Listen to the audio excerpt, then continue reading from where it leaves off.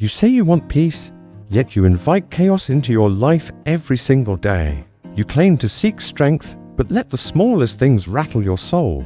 And then you wonder, why is your mind always restless and your emotions always at someone else's? Mercy, you crave peace, but you let chaos in every time you overreact. You say you want strength, but the moment someone gives you a strange look, your mind spins out. One ignored message, one blank stare, and suddenly your self-worth crumbles. You check your phone non-stop, you can't sleep. You're anxious. But the problem isn't the world, it's that no one ever taught you how to own your mind. Understand this: you are not disturbed by events. You are disturbed by how you interpret those events. This isn't some trendy psychological insight. It's the wisdom of Epictetus, spoken more than 2,000 years ago. He understood what most still don't. The battle is not out there, it's in here. And until you win that war inside your own mind, the outside world will always dominate you. You'll always feel weak, unstable, reactive, pulled by strings you can't even see. But here's the truth: there is a way out, a path, and it's been walked by some of the strongest humans to ever live. Men who lost everything: power, family, freedom, yet still stood tall. Not because the world was kind to them, but because they made themselves untouchable. That's what Stoicism is: not just quotes, not cold detachment, but the rawest form of self-mastery, where nothing can break you because you've already broken yourself and rebuild your mind, brick by brick, thought by thought.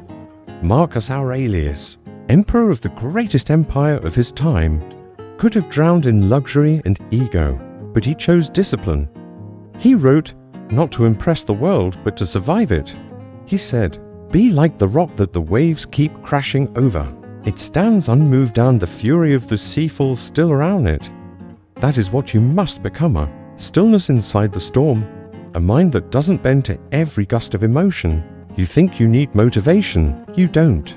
You need clarity, the ability to see that most of what you suffer from is imaginary, the insult, just sound waves, the look, just a twitch of someone's face, the message they didn't send, a silence you filled with fear.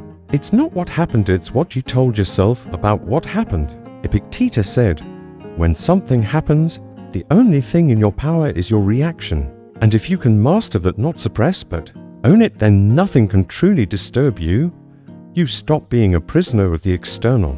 You stop being yanked by rejection, shaken by disapproval, tossed by emotional waves. We saw that most of our suffering comes not from the world but from the stories we tell ourselves. To break free, you need something society often dismisses: an inner stillness. Be grounded. Be calm, like a mountain amid a storm. But don't mistake that calm for weakness. This calm is earned. It's forged. It's built through silence, through solitude, and through the brutal honesty of facing yourself when no one else is watching. You learn to pause, to breathe, to watch your own mind like a wild animal until it learns to obey, until it no longer reacts impulsively to every trigger like a slave to emotion. You think discipline is about pushing harder, but Stoic discipline is deeper. It's not about aggression, it's about precision.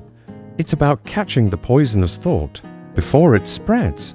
It's about walking away not because you're afraid, but because you're above it. It's about knowing your energy is limited. And peace? It's too precious to waste on what you can't control. Most people waste their lives fighting shadows, trying to change others, trying to make the world match their emotions, trying to fix what's outside instead of healing what's within. The Stoic doesn't do that. He chooses the harder path, to change the only thing that can truly be changed: himself. Seneca once said, "We suffer more in imagination than in reality." Think about it. How many hours have you spent trapped in imaginary conversations replaying betrayal, rejection, failure? And how much of it actually happened? And even when it did happen, did imagining it 100 times make you stronger? Or did it only make you bleed longer? The Stoic path isn't about avoiding pain. It's about facing it so directly, so clearly, that it loses its grip on you. You don't run from it, you breathe into it. You let it cut you. And then you realize it didn't kill you, you're still here. And that makes you powerful. But the modern mind is fragile. Why? because it's addicted to ease, comfort, and pleasure. We've been conditioned to avoid anything uncomfortable. So we avoid silence, avoid stillness, avoid rejection. But whatever you avoid controls you, and whatever you face frees you. Here's the truth: no one can make you feel anything unless you allow it, but you forgot you had that power. You forgot you're the gatekeeper, the one who grants or denies access. You don't have to take things personally. You don't have to explain yourself. You don't have to react. You can be still. You can choose silence, and in that silence you reclaim your strength. You are not your emotions. You are not your thoughts. You are the observer, the one who watches, the one who decides what to engage and what to let go. You learn that you are not your emotions, nor your thoughts. You are the observer. And in that choice to observe instead of react lies your true power. So the next time life tests you, and it will, don't flinch. Don't justify, don't complain. Just observe and respond with strength, because there is something sacred about a human being who cannot be shaken. Something rare, something almost divine. A calm presence that causes even chaos to pause. That's exactly what Marcus Aurelius embodied when Rome burned and enemies rose. He didn't fold. He didn't curse the gods. He didn't point fingers. He faced the fire and used it to forge the unbreakable. That's what Epictetus lived despite being born into slavery, and what Seneca held onto even when ordered to end his own life. They didn't collapse. They didn't run from pain. They didn't crumble under loss. They accepted the truth with absolute courage. They stood still while the world crumbled, and from that stillness, they drew their sharpest weapon. That is the essence of Stoicism, not theory, not cold detachment, but deep, unwavering courage, the courage to be still when the world spins, the courage to control yourself when everything else is spinning out, the courage to meet pain without fear, to face loss without collapse, to face death without regret. You want to be untouched by the noise of life? Then master this. Separate what's within your control from what is not, and give your energy only to what is. That's the formula, the ancient code.